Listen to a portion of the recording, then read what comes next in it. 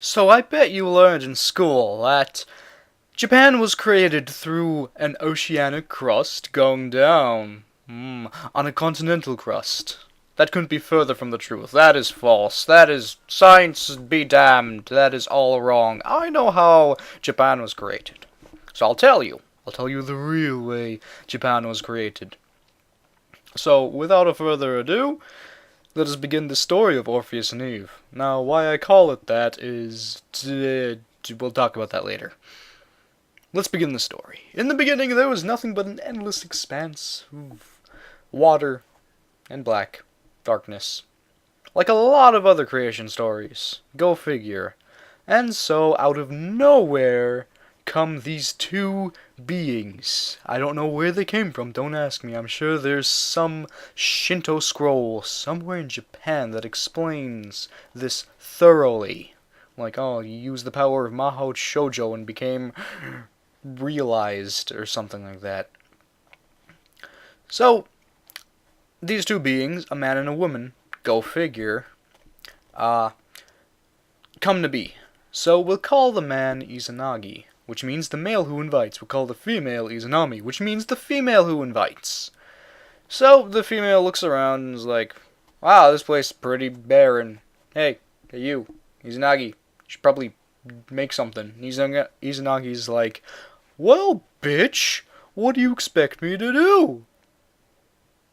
And then suddenly, jeweled spear. Out of nowhere, just jeweled spear. There's nothing in my hand, but just pretend I have this beautiful jade spearhead upon the bejeweled shaft. It looks so cool. So Izanagi takes the spear and just plunges it into the water and then starts churning and churning and churning and churning his butter, and then when he's bored and tired of churning all this damn butter, he pulls the spear out, and from the jade spearhead fall these rolling little droplets of white and blue into the water, and from the ripples come the first island of Japan. I do believe it's called Ongoro, correct me if I'm wrong. So, satisfied with their work, Izanagi and Izanami, and they're just looking at each other, they're like, yep. Yeah. So, you want to make more stuff? Yeah. So they get to work on making more stuff through the process of making children. Lots and lots of children. The first ones become the rest of the Nippon archipelago. Izanagi and Izanami's other children become kami, which is a Japanese concept of spirits and nature gods and whatnot. It's more of a religious thing that you have to look into there. I'm here to just tell the story. The children become kami, and they become the trees, the forest, the mountains, the lakes, the rivers, the lions, the tigers, the bears, oh my. And Izanami's last child, kind of burns her to a crisp on his way out. Yeah, should have had a C-section, really. So, her last child is the Kagetsuchi, and while Izanami's on her deathbed, she's like, Izanagi, I'm probably not gonna make it out of this alive, so you're gonna have to take care of all of these children, all by yourself. Bleh. Upon the Kagetsuchi's exit, he rolls out of there, burning his poor mother to a crisp, and now she's just become cinders floating in the wind. Izanami dies, and the Kagetsuchi is born. He's like whining, he's like, wah, wah, where's my mommy? And then he looks up, he's like, Daddy, Daddy! And then Izanagi's like, nope. Takes the Totsaka no Tsurugi and then chops the poor child up in little tiny bits. So he's like, no, I'm not taking care of all these kids by myself. Fuck that. I need my waifu back. So he goes down to the land of Yomi. And he evades perilous shadows and creeping darkness, all to reach this billowy veil. And from behind the billowy veil, his wife speaks to him. Izanagi beseeches her, asks her to come back to the land of the living. Izanami says, no, I can't. because I've partaken of the banquet of hell already, and she's also like shamed of her face because Yomi, being the land of utter darkness, has turned her body into this disgusting thing. You don't even want to know. So, but Izanami tells Izanagi to leave, and then he's like, no. Izanami goes to sleep, and Izanagi pretends to leave. He waits until she's sleeping, and then he kind of pulls back the veil, and he's like, huh, it's kind of dark here. Maybe I should. Oh, there we go.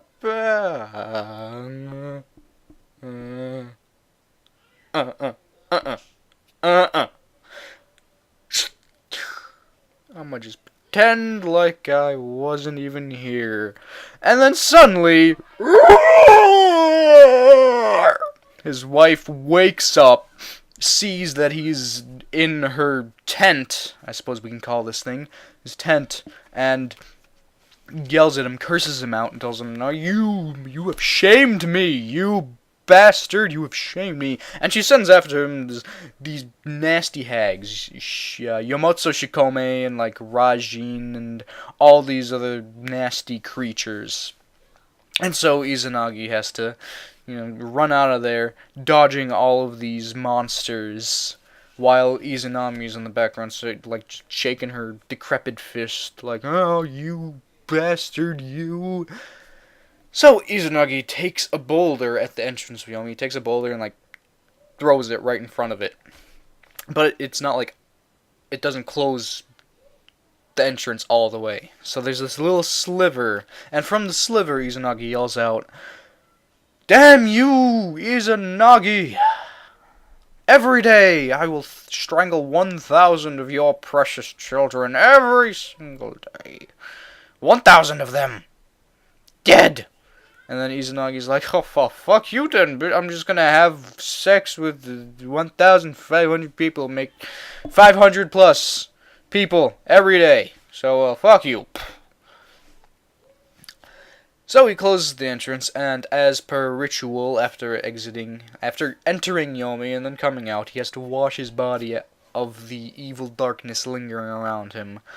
So he washes his face, cleans his nose, and from his left eye comes Tsukiyomi, his right eye comes Amaterasu, the golden glistening sun, the pale reflexive moon. And then from his nose, my favorite part about this entire story, from his nose, his boogers, come Susanoo.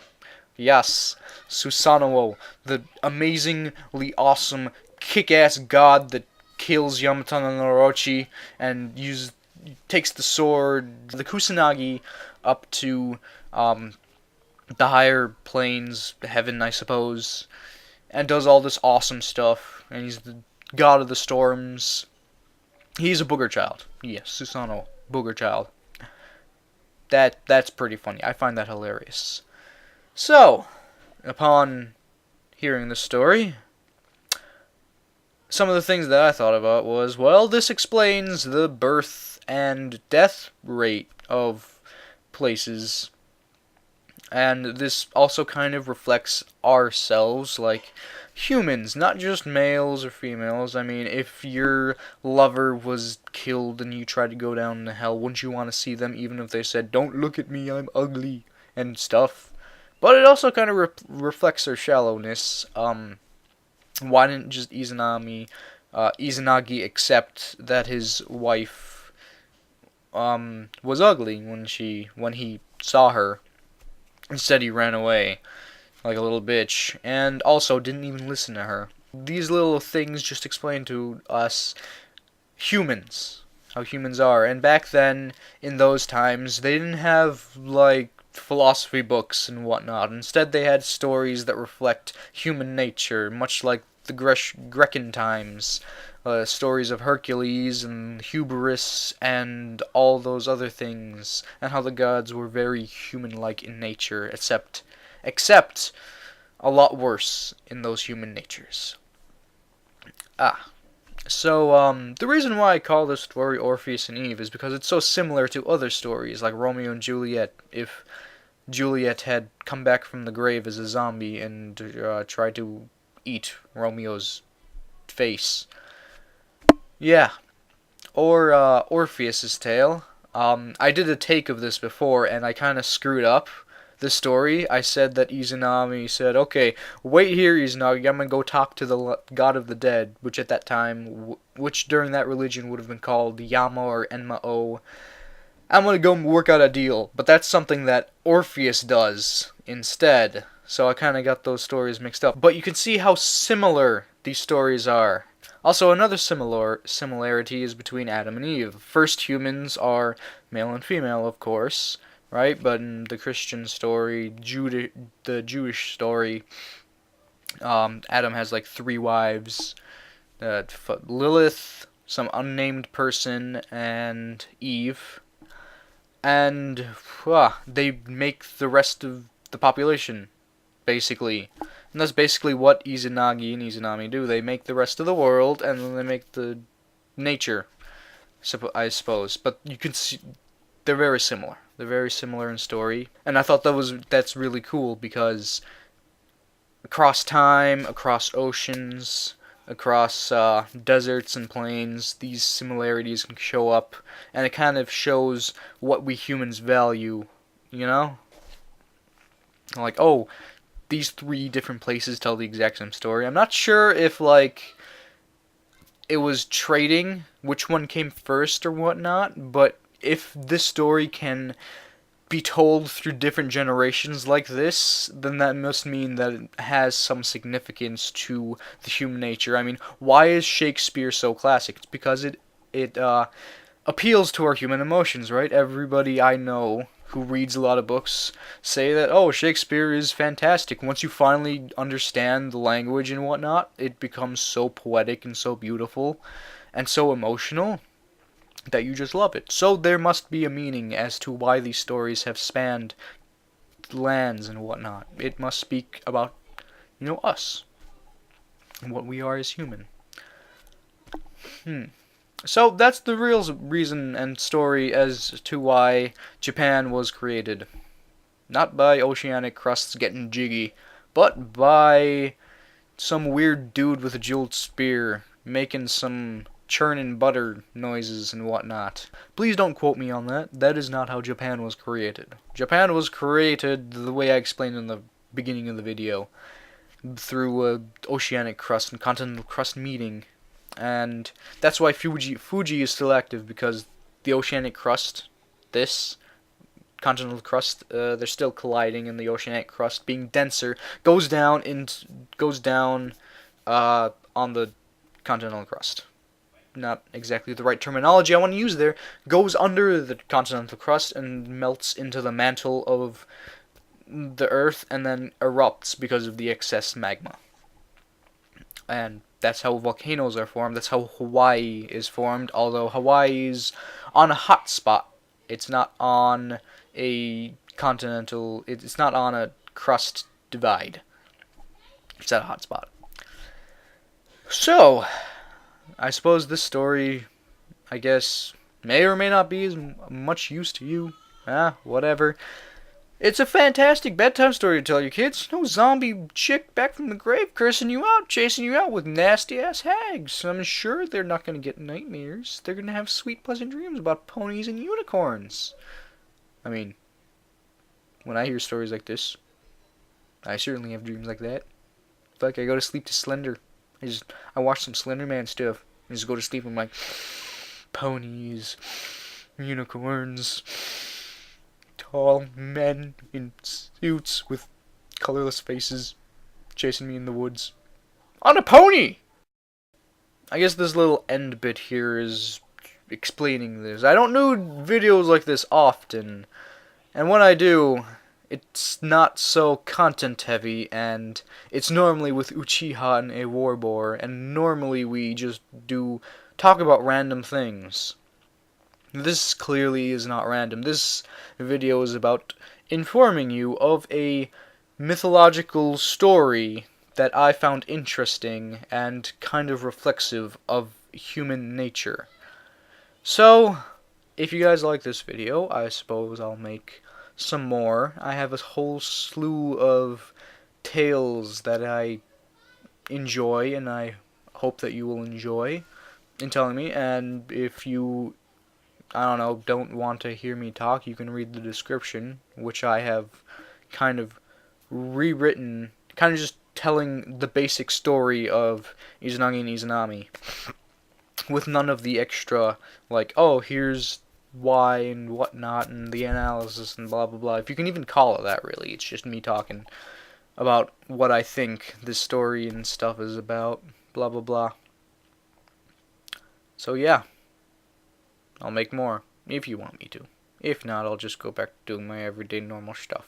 I just wanted this to be a bit of a break, because Madazzle's at A-War Wars right now. He's setting up his recording stuff himself. We tried doing it before, and then it just kind of fucked up a little bit. So, yeah.